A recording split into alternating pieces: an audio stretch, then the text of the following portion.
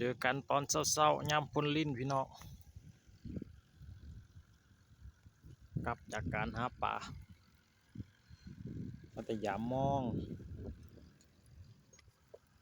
ยามเบ็ดมื้อนี้ก็บ่มานปานใดมื้อนี้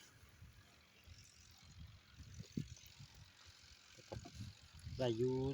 ปลามอง3 แต้มปลาปากปลาเปียนปลาค่ำ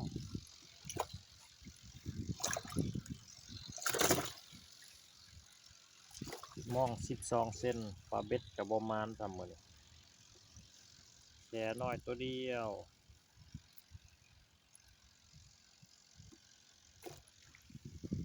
ฝนตกแต่เช้าเลยมื้อนี้ที่แม่น้ำคลองไม้ก็หลายๆผักตบผักจอกบรรยากาศยามเช้าช่วงนี้ครับ8 โมง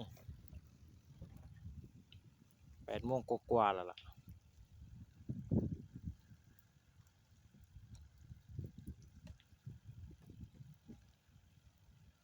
นำขึ้นไว้มื้อนี้ก็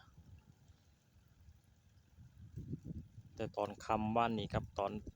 อนเช้าก็สิประมาณเกือบ30 เซนติเมตร30 เซนเนาะ30มา40 เซนน้ำเร่งช่วงนี้น้ำเร่งน้ำคลองขึ้นไวพายุเข้า